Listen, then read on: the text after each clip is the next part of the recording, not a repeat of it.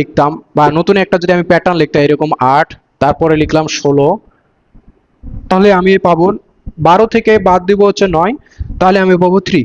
আচ্ছা, তো আমি এরকম ভাবে যতগুলো পদ করি না কেন সমান্তর ধারার জন্য, যতগুলো পদ করি না কেন সমান্তর ধারা কাকে বলবো এটা দ্বারা এখান থেকে আমরা নির্দেশ করতে পারি। যদি পরের পদ মাইনাস আগের পদ যদি বাদ দেই, যদি বলে সাধারণ অন্তর পরের পদ মাইনাস পূর্বের পদ এটা সমান সমান যদি একটা ধ্রুবক আসে, তখন এটা সবসময় যদি একটা ধ্রুবক আসে তখন এটা আমি ধারা প্রথমে অনুক্রম শিখলাম, তারপর হচ্ছে ধারা শিখলাম, তারপর হচ্ছে সমান্তর ধারা শিখলাম। এখন সমান্তর ধারার n তম পদ যদি বের করতে চাই, তাহলে যদি আমি n তম পদ বের করতে চাই, n তম পদ কিসের জন্য রিপিট করতেছে, আমি যখন ষষ্ঠতম পদ জানতে চাইলাম তখন আমি 5 দিলেন, ষষ্ঠ জানতে চাইছি তখন আপনি ডি হচ্ছে কি, ডি হচ্ছে সাধারণ অন্তর, সাধারণ অন্তর সাধারণ। আসসালামু আলাইকুম, সবাইকে ওয়েলকাম করতেছে আমাদের ফেসবুক পেজের ইউটিউব পাথ অফ জিনিয়াসের। তো আমরা বলছিলাম যে আমরা নিয়মিত ফেসবুক হচ্ছে ভিডিও আপলোড করব এবং এসএসসি যে অধ্যায়গুলো আছে আমরা কভার করার চেষ্টা করব এবং বেসিক থেকে প্রো লেভেলে নিয়ে যাওয়ার চেষ্টা করব। তো তার এই ধারাবাহিকতায় আজকে আমরা হচ্ছে যে অধ্যায়টা আলোচনা করব সেটা হচ্ছে সসীম ধারা, অনুশীলনী 13। আর সসীম ধারার ভিতরে আবার দুইটা পার্ট আছে, একটা হচ্ছে সমান্তর ধারা আর একটা হচ্ছে গুণোত্তর ধারা। তো সমান্তর ধারা যেটা আছে 13.1-এ, তো আজকে আমরা যেটা সমান্তর ধারা 13.1-এ আছে ওইটা আলোচনা করব। আচ্ছা, এটা আলোচনা করবে আমরা হচ্ছে ব্যাকগ্রাউন্ডে একটু চলে যাব, যে ধারাটা কেমনে আসলো, কোথা থেকে আসলো, ধারাটা কি, এই জিনিসটা একটু আমরা বুঝবো। এটা বুঝতে পারলেই আমরা আশা করি যে অঙ্কগুলা এমনিতেই পারবো, ওই বইয়ের অঙ্কগুলা বলেন আর বোর্ডে যেগুলো আসছে অঙ্কগুলা আমরা সব পাবো। মেইনলি ধারাটা কেমনে আসছে, কিভাবে আসছে, ধারার সূত্রগুলো, প্রতিপাদন, এগুলো যদি আমরা বুঝি, সবকিছু যদি আমরা প্রথম থেকে একবারে বুঝি, বেসিকটা বুঝি, ইনশাল্লাহ বাকি অঙ্কগুলোও আমরা করতে পারবো। তো বেসিকটা বোঝার জন্য আমি প্রথমে আপনাদের বোঝাবো ধারাটা কি, ধারাটা কেমনে আসলো, এটা আমি এখন শুরু করতে যাচ্ছি। তো এই ধারা বোঝার জন্য খুব সহজ ভাবে আমরা একটু বুঝি। আমি কোনো বোর্ডে যদি কোনো বোর্ডে 3টা নাম্বার লিখলাম, 3, 6, 9। এখন এরপরে আমি যদি কোনো স্টুডেন্টকে জিজ্ঞাসা করি যে এর পরবর্তী নাম্বারটা কত, সে চোখ বন্ধ করেই বলে দিবে যে ভাইয়া এর পরবর্তী নাম্বারটা হচ্ছে 12। আচ্ছা, এবং অন্য একটা স্টুডেন্টকে আমি যদি জিজ্ঞাসা করতাম যে ভাইয়া এর পরবর্তী নাম্বারটা কত, সে বলে দিত 15। আচ্ছা, সহজ কিছু, এভাবে আমি এই ধারাটা চলতে থাকতো। ওকে, আচ্ছা, তারপর আবার আমি যদি নতুন একটা ধারা লিখতাম বা নতুন একটা যদি আমি প্যাটার্ন লিখতাম এরকম 8, তারপরে লিখলাম 16, তারপর লিখতাম 24। তো এর পরবর্তী নাম্বারটা যদি আমি আপনাদের জিজ্ঞাসা করতাম বা আমার স্টুডেন্টকে যদি জিজ্ঞাসা করতাম যে এটা কত হবে, সে নিঃসন্দেহে বলে দিত যে পরবর্তী নাম্বার হবে 16 16 থেকে পরবর্তী নাম্বারটা হতো 32। ওকে, আচ্ছা, তারপরে যদি আমি জিজ্ঞাসা করতাম যে এর পরবর্তী নাম্বারটা কত, সে বলে দিত যে এর নাম্বারটা হচ্ছে 40। তাহলে আমি কি বুঝতে পারতেছি যে এই প্রথম যে লাইন আমি বুঝতে পারতেছি যে এইটা একটা বিশেষ প্যাটার্নে ফলো করে চলেছে, এই লাইনটা হচ্ছে একটা বিশেষ প্যাটার্ন ফলো করে চলছে। কেমন? বা এই সংখ্যাগুলো একটা বিশেষ প্যাটার্ন ফলো করে চলছে। কেমন? প্রথম পদ থেকে দ্বিতীয় পদ হচ্ছে 3 বেশি, প্রথম পদ 3, দ্বিতীয় পদ হচ্ছে 6, তাহলে প্রথম পদ থেকে এটা হচ্ছে কত বেশি? 3 বেশি। আচ্ছা, আবার 6 থেকে আমি তৃতীয় পদ পাইছি 9, তাহলে এইখান থেকে এই পদটা কত বেশি? 3 বেশি। আবার 9 থেকে এই পদটা গেছে 12, তাহলে এই পদটা কত বেশি? 3 বেশি। আবার এই পদ থেকে কত বেশি? 3 বেশি। আমি যদি এখন এই দ্বিতীয় সংখ্যাগুলোর ক্ষেত্রে আসতাম, তাহলে এখানে যে আমি প্যাটার্নটা লক্ষ্য করতেছি, প্রথম পদ আমার 8, দ্বিতীয় পদ হচ্ছে আমার 16, তৃতীয় পদ হচ্ছে 24, মানে এখান থেকে এই পদটা হচ্ছে 8 বেশি, এখান থেকে এই পদটা হচ্ছে আমার 8 বেশি, আবার এইখান থেকে এই পদটা হচ্ছে আমার 8 বেশি। তো এইভাবে যদি কতগুলো সংখ্যা একটা প্যাটার্ন নির্দেশ করে, মানে একটার সাথে আরেকটা সম্পর্ক নির্দেশ করে, এই সংখ্যাটা তার পূর্ববর্তী এবং পরবর্তী সংখ্যার সাথে একটা প্যাটার্ন নির্দেশ করতেছে যে কত ডিফারেন্সে থাকবে বা কত একটা বিশেষ একটা ধারা প্যাটার্ন ফলো করে সামনের দিকে আগাইতেছে বা পিছনের দিকে যাইতেছে। তো এইভাবে যদি থাকে তখন আমরা সেটা বলবো অনুক্রম। আচ্ছা, আমি আগে আবার বলতেছি অনুক্রম জিনিসটা কি, কতগুলো রাশি যদি একটা বিশেষ নিয়মে সজ্জিত থাকে, কতগুলো রাশি, এই যে আমরা বলতেছি এগুলোর একটা রাশি, এই কতগুলো রাশি যদি একটা বিশেষ নিয়মে সজ্জিত থাকে এবং এই সজ্জিত থাকার ফলে আমরা এমন ভাবে বুঝতে পারি যে প্রত্যেকটা রাশি তার কতগুলো রাশি যদি একটা বিশেষ নিয়মে সজ্জিত থাকে এবং আমরা যে কোনো একটা রাশিকে যদি আমি বলি যে এই রাশিটা তার পূর্বের পদ এবং পরবর্তী পদের সাথে কিভাবে সম্পর্কিত আছে সেটা আমরা যদি জানতে পারি, তখন এইটাকে আমরা বলবো অনুক্রম। আমি রিপিট করতেছি যে অনুক্রমটা কি, যদি কতগুলো সংখ্যা একটা বিশেষ প্যাটার্ন ফলো করে থাকে, প্যাটার্ন ফলো করে থাকে মানে এই পদটার সাথে এটা 8 বেশি আছে, এই পদটা থেকে এটা 8 বেশি আছে, এরকম একটা বিশেষ প্যাটার্ন ফলো করে আছে। যার মানে আমি যে কোনো একটা রাশি যদি সাপোজ 24, আমি জানতে পারি এই রাশিটা তার পূর্বে পদ এবং পরবর্তী পদের সাথে কিভাবে সম্পর্কিত আছে, তখন সেটাকে আমরা বলবো অনুক্রম। আচ্ছা, অনুক্রম বিষয়টা যদি সিম্পলিফাই করে আমি বলি, অনুক্রম হচ্ছে একটা প্যাটার্ন, সংখ্যাগুলো কিভাবে প্যাটার্ন ফলো করে আছে এই পুরো সিস্টেমটাকে বলতেছি আমরা অনুক্রম। ওকে, একটা সংখ্যাগুলো যদি একটা বিশেষ প্যাটার্ন ফলো করে থাকে, তাহলে এই পুরো রাশিগুলো নিয়ে বা পুরো এই সিস্টেমটাকে বলতেছি আমরা অনুক্রম। আচ্ছা, অনুক্রম গেল, এখন ধারাটা কি? এখন এই অনুক্রম, এটা হচ্ছে আমাদের একটা অনুক্রম, একটা প্যাটার্ন ফলো করে চলে গিয়েছে, তার মানে এটা হচ্ছে আমাদের অনুক্রম, এটা হচ্ছে আমাদের একটা অনুক্রম। ওকে, আচ্ছা, এটা হচ্ছে আমাদের অনুক্রম। আর এখন এই অনুক্রমগুলো যদি আমরা প্লাস সাইন দ্বারা পরস্পরকে যুক্ত করি, তো এই অনুক্রমের এটা বলতেছে আমরা প্রথম পদ, এটা দ্বিতীয়, এটা তৃতীয়, এটা চতুর্থ, এটা পঞ্চম, এবং এই অনুক্রমের প্রত্যেকটা পদকে যদি আমি কি করি প্লাস সাইন দ্বারা যুক্ত করে দিই, তখন সেটাকে আমরা বলবো ধারা। আচ্ছা, তাহলে ধারা কি হচ্ছে, এইটা অনুক্রমের প্রত্যেকটা পদকে যদি আমি কি করি প্লাস সাইন দ্বারা চিহ্নিত করে দেই, প্লাস সাইন দ্বারা চিহ্নিত করে দেই, তখন সেইটাকে আমরা বলবো ধারা, তখন এইটাকে আমরা বলবো ধারা। তাহলে অনুক্রম কি আর ধারা, ধারা কি হয়তো বোঝা গেছে যে অনুক্রম হচ্ছে সংখ্যাগুলো একটা বিশেষ প্যাটার্নে ফলো করে থাকবে, আর ধারা হচ্ছে ওই সংখ্যাগুলোকে যদি আমরা প্লাস সাইন দ্বারা, এখন কথা হতে পারে মাইনাস সাইন দ্বারা চিহ্ন করলে কি হবে না, হ্যাঁ ওইটাও হবে। অনেক বইয়েও লেখা আছে যে যদি আমরা তাকে প্লাস দ্বারা অ্যাড করি অথবা সাবট্রাকশন, ওই সংখ্যাগুলো অনুক্রমের যে রাশিগুলোকে সাবট্রাকশন করি মানে বিয়োগ করি, তবেও সেটাকেও আমরা ধারা বলতে পারি। তবে আমাদের বইয়ে যেভাবে লেখা আছে আমরা একটু ওইভাবে বোঝার ট্রাই করি, যে অনুক্রমের প্রত্যেকটা রাশিকে আমরা যদি প্লাস দ্বারা কি করি চিহ্ন যুক্ত করে দিই, তখন সেটাকে আমরা বলবো ধারা। তাহলে আমি ধারা বুঝতে পারলাম। আচ্ছা, তো এই ধারা বোঝার পর এখন আমি এই ধারাটা এখন তুলতেছি। আমার যে প্রথম ধারাটা ছিল এটা ছিল 3, তারপর ছিল 6, তারপর ছিল 9, তারপর ছিল 12, তারপর ছিল 15। ওকে, আচ্ছা, এটা ছিল আমাদের ধারা, এটা ছিল আমাদের ধারা, এটা ছিল আমাদের ধারা। ওকে, তো এই ধারার প্রথম পদকে আমরা ডিনোট করব এ দ্বারা। তাহলে প্রথম পদকে আমরা কিভাবে চিহ্নিত করব? প্রথম পদকে আমরা চিহ্নিত করতেছি এ দ্বারা। এগুলো একটু মনে রাখা লাগবে। প্রথম পদকে আমরা নির্দেশ করব, প্রথম পদ নির্দেশ করব এ দ্বারা। প্রথম পদকে আমরা যদি নির্দেশ করব সেটা আমরা নির্দেশ করব এ দ্বারা। আচ্ছা, তাহলে এখানকার যদি বলি প্রথম পদকে 3, এখানকার প্রথম পদ হচ্ছে 3, প্রথম পদকে আমরা নির্দেশ করলাম এ দ্বারা। আচ্ছা, এখন এই ধারার দুইটা আমি দেখতে পাচ্ছি যে এইখান থেকে এইটা কত বেশি, 3 বেশি, এখান থেকে এটা কত বেশি, 3 বেশি। ওকে, আবার এইখান থেকে এটা কত বেশি, 3 বেশি, আবার এইখান থেকে এটা কত বেশি, 3 বেশি। আমি এরকম একটা প্যাটার্ন লক্ষ্য করতেছিলাম যে এইখান থেকে এটা 3 বেশি, এখান থেকে এটা 3 বেশি, এখান থেকে 3 বেশি। তার মানে কি বোঝাচ্ছে যে আমি যদি দ্বিতীয় পদ থেকে প্রথম পদ বাদ দেই অথবা পরের পদ থেকে পূর্বের পদ বাদ দেই, তাহলে আমি 3 পাবো। এইখান থেকে এই পদটা যদি বাদ দেই তাহলে আমি কি 3 পাবো। এইখান থেকে এই পদটা বাদ দিলে আমি কি পাবো, 3 পাবো। আচ্ছা, তাহলে পরের পদ থেকে আমি যদি আগের পদটা বাদ দেই বা পূর্বের পদটা বাদ দেই, তাহলে আমি সবসময় একটা ধ্রুবক সংখ্যা পাবো। এই ধ্রুবক সংখ্যাকে বলতেছি আমরা সাধারণ অন্তর। আমি আবার সুন্দরভাবে জিজ্ঞাসা করতেছি যে সাধারণ অন্তর বলতে কি? পরের পদ মাইনাস পূর্বের পদ, এটা যদি আমি বিয়োগ করি, পরের পদ থেকে যদি আমি পূর্বের পদটা বিয়োগ করি, তাহলে যে সংখ্যাটা পাওয়া যায় সেটাকে আমরা বলতেছি সাধারণ অন্তর, এবং এটা সবসময় ধ্রুবক থাকে, মানে এটা সব জায়গায় একই রকম থাকে। তাহলে সাধারণ অন্তর যেটা হইতেছে, সাধারণ অন্তরটা হইতেছে আমাদের সাধারণ অন্তর, সাধারণ অন্তর সমান সমান পরের পদ মাইনাস, পরের পদ মাইনাস আগের পদ।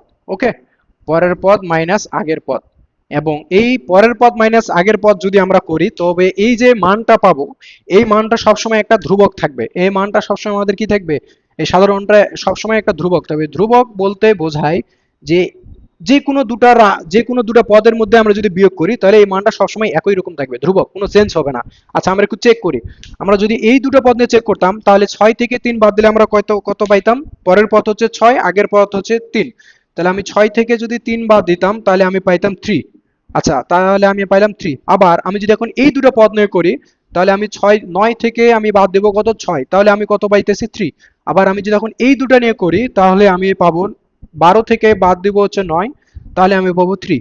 আচ্ছা, তো আমি এরকম ভাবে যতগুলো পদ করি না কেন সমান্তর ধারার জন্য, যতগুলো পদ করি না কেন সমান্তর ধারা কাকে বলবো এটা দ্বারা এখান থেকে আমরা নির্দেশ করতে পারি। যদি পরের পদ মাইনাস আগের পদ যদি বাদ দেই, সবসময় একটা একই রকম সংখ্যা আসে, সবসময় বাদ দিব, আমরা করব বিয়োগ। বিয়োগ দেওয়ার পর সবসময় যদি একই রকম সংখ্যা আসে, এই যে মান, এই মানগুলো আসতেছে একই রকম, এই মানগুলো যদি একই রকম আসে তখন সেটাকে আমরা বলবো একই রকম আসে, তখন এটা এটা আমরা হচ্ছে সাধারণ অন্তর দ্বারা ডিফাইন করতেছি, এটাকে আমরা বলতেছি সাধারণ অন্তর। আর এইটা যদি একই রকম মান আসে তখন আমরা বলবো হচ্ছে সমান্তর ধারা।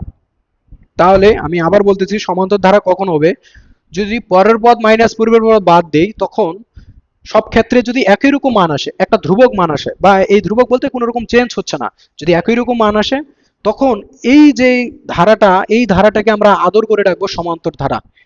পরের পদ মাইনাস পূর্বের পদ বাদ দিলে যদি সবসময় একই রকম একটা মান আসে, ধ্রুবক মান আসে সব ক্ষেত্রে সব জায়গায়, তখন এইটাকে আমরা আদর করে ডাকবো হচ্ছে সমান্তর ধারা। তাহলে সমান্তর ধারা বোঝা গেছে।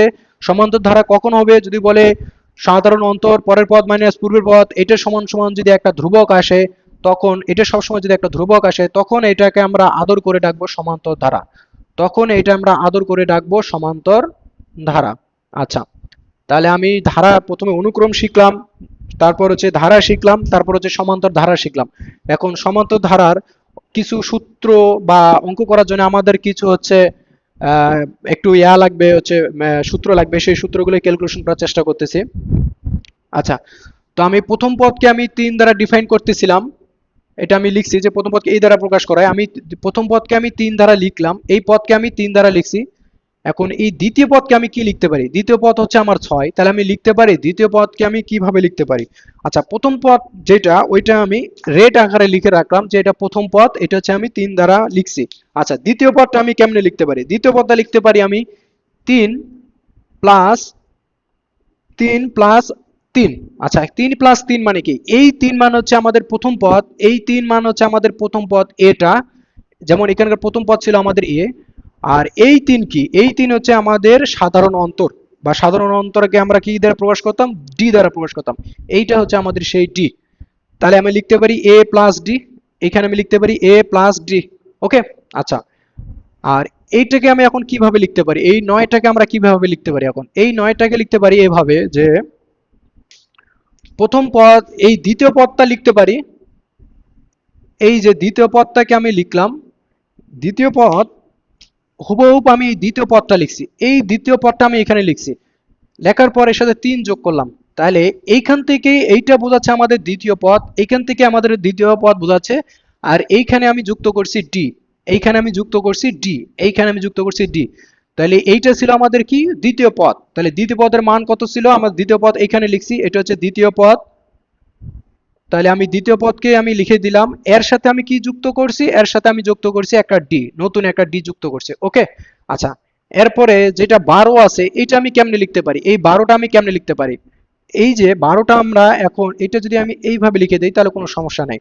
আচ্ছা, এই 12টাকে আমরা কেমনে লিখতে পারি, 12টা লিখতে পারি এই যে তৃতীয় পদ, আমি যেটা লিখলাম তৃতীয় পদ, এই 12টাকে আমি লিখলাম তৃতীয় পদ, এই তৃতীয় পদটা, এই তৃতীয় পদ, এই তৃতীয় পদের সাথে, এই তৃতীয় পদের সাথে আমি আবার যুক্ত করছি 3। আচ্ছা, বিষয়টা কেমন, এইখান থেকে হচ্ছে আমাদের তৃতীয় পদ, এইখান থেকে হচ্ছে আমাদের তৃতীয় পদ, আর এইটা ছিল এইখান থেকে আমাদের দ্বিতীয় পদ, এইখান থেকে ছিল আমাদের দ্বিতীয় পদ, আর এইটা হচ্ছে এখান থেকে এটা হচ্ছে আমাদের তৃতীয় পদ। তৃতীয় পদ কোথায় পাবো, এই যে এইখান থেকে এটা পুরাটাই হচ্ছে আমাদের তৃতীয় পদ, এইখান থেকে এটা আমাদের পুরাটাই হচ্ছে তৃতীয় পদ। তো তৃতীয় পদের সাথে আমি কত যুক্ত করছি, 3 যুক্ত করছি। তাহলে এটা আমি কিভাবে লিখতে পারি, এই তৃতীয় পদটা আমি কিভাবে প্রকাশ করলাম, এইভাবে প্রকাশ করলাম যে এ প্লাস ডি প্লাস ডি, এটা ছিল আমাদের সেই তৃতীয় পদটা যেটা আমি এখানে হুবহু লিখছি, এর সাথে আমি যুক্ত করছি নতুন একটা 3 বা নতুন একটা ডি। ওকে, এইভাবে আমি লিখতে পারি। আচ্ছা, এভাবে আমি অনুরূপ এই চতুর্থতম পদটা লিখতে পারি। চতুর্থ পদটা আমরা কেমন লিখতে পারি, এটা হচ্ছে না লিখে এই পর্যন্ত লিখলে আমাদের এনাফ।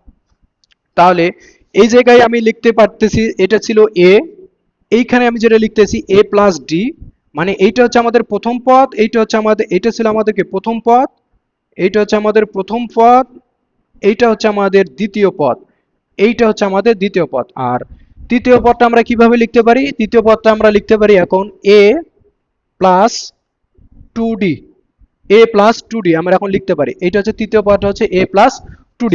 আচ্ছা, চতুর্থ পদটা আমরা চতুর্থ পদটা আমরা কেমন লিখতে পারি? তাহলে a plus 3d, a plus 3d, এটা আমরা লিখতে পারতেছি চতুর্থতম পদ।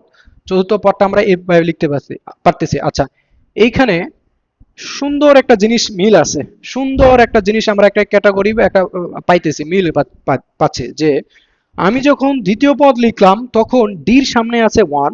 ওকে, আমি যখন এই দ্বিতীয় পদটা লিখলাম তখন ডির সামনে কি আছে? এই যে আমি কিছু নাই মানে 1 লিখে দিলাম। ডির সামনে আছে 1, ডির সামনে আছে এই যে 1। আচ্ছা, আমি যখন তৃতীয় পদটা লিখলাম, আমি যখন এই তৃতীয় পদটা লিখলাম তখন ডির সামনে আছে হচ্ছে 2, এই ডির সামনে আছে 2। ওকে, আচ্ছা, আমি যখন চতুর্থতম পদটা লিখলাম তখন ডির সামনে আছে 3, ডির সামনে আছে 3। ওকে, আমি আবার বলতেছি, আমি যখন প্রথম পদটা না দেখি এখানে দেখি, আমি যখন দ্বিতীয় পদটা লিখলাম তখন আছে কি প্রথম প্রথম পদটা লিখবো এর সাথে ডির সামনে কত আছে 1। আমি যখন তৃতীয় পদটা লিখতেছি তখন আমি বলতেছি কি আছে, প্রথমে আছে এ প্রথম পদ, যেহেতু তৃতীয় পদ তার জন্য এখানে আমি পাইতেছি 2, তারপর পাইতেছি আমি ডি। আচ্ছা, যখন আমি চতুর্থতম পদটা লিখলাম তখন আমি প্রথম পদ পাইতেছি এ আর ডির সামনে পাইতেছি 3। আচ্ছা, এখন আমি যদি আপনাকে বলতাম যে পঞ্চম পদটা কত হতো, তাহলে আপনারা নিশ্চয়ই বলতে পারতেন যে আপনি পঞ্চম পদ নিতে, আপনি পঞ্চম পদ নির্ণয় করতে চাচ্ছেন। ঠিক আছে, তাহলে আপনি প্রথমে এ দেন, দিলাম, তারপরে ডির সামনে যেহেতু পঞ্চমতম পদ তাহলে আপনি ডির সামনে কত দিবেন? 4 দেন। আচ্ছা, ডির সামনে 4 দিলাম, তারপরে আমি এখানে দেবো একটা ডি। ওকে, আমি যদি এটা ষষ্ঠ পদ জানতে চাইতাম, এখানকে যদি আমি এখন এটা ষষ্ঠ পদ জানতে চাইতাম, ষষ্ঠ পদটা যদি বলতাম যে ষষ্ঠ পদটা কত, তাহলে আপনারা নিশ্চয়ই এটা বলতেন যে প্রথমে এ দেন, তারপর ষষ্ঠ পদ যেহেতু তাহলে আপনি 5 দেন, তারপর হচ্ছে এখানে একটা ডি দেন, তাহলে আমি আছে ষষ্ঠ পদটা পেয়ে যাবেন। আচ্ছা, ঠিক আছে, তো আমি দেখতেছি যে যখন আমি চতুর্থতম পদ বের করছি তখন দেখতেছি 3, যখন আমি পঞ্চম পদ বের করতেছি তখন ডির সামনে দেখতেছে 4, যখন আমি ষষ্ঠতম পদ বের করতেছি তখন দেখতেছে ডির সামনে দেখতেছে 5। আচ্ছা, এখন এটা তো তৃতীয় চতুর্থ পঞ্চম ষষ্ঠম, এখন আমি যদি আপনাদের বলতাম যে আমাকে এনতম পদটা বের করে দেন, এনতম পদ কি? জেনারেল একটা রুল, এটা এনতম পদ হতে পারে 2, এনতম পদ হতে পারে 3, এনতম পদ হতে পারে 4, এরকম আপনাকে বের করে দেন, বা এনতম পদ হতে পারে 5 এরকম। আমি চাচ্ছি এনতম পদ একটা বের করতে। আচ্ছা, এনতম পদ যদি বের করতে চাই, তাহলে যদি আমি এনতম পদ বের করতে চাই, এনতম পদ কিসের জন্য? সমান্তর ধারার। এনতম পদ সমান্তর ধারার এনতম পদ যদি আমি জানতে চাইতাম,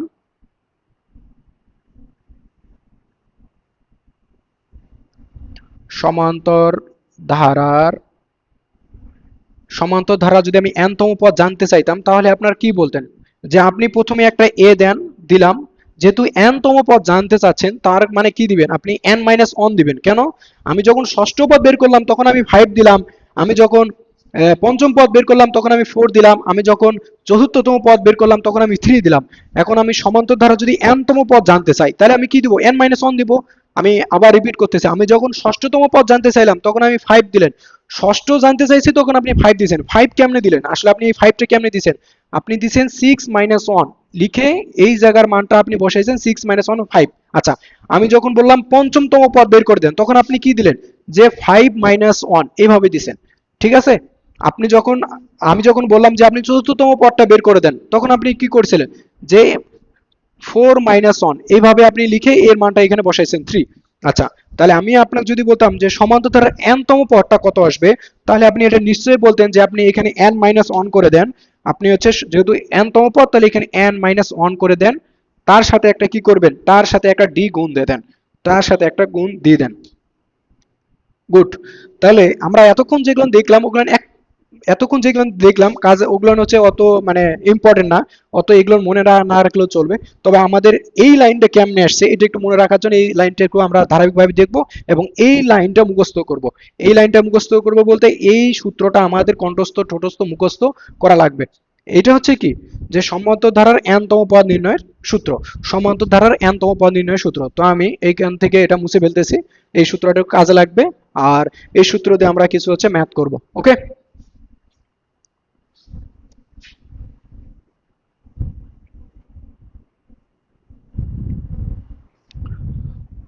তো সমান্তর ধারার n তম পদ বের করার নিয়ম কি শিখলাম? সমান্তর ধারার n তম পদ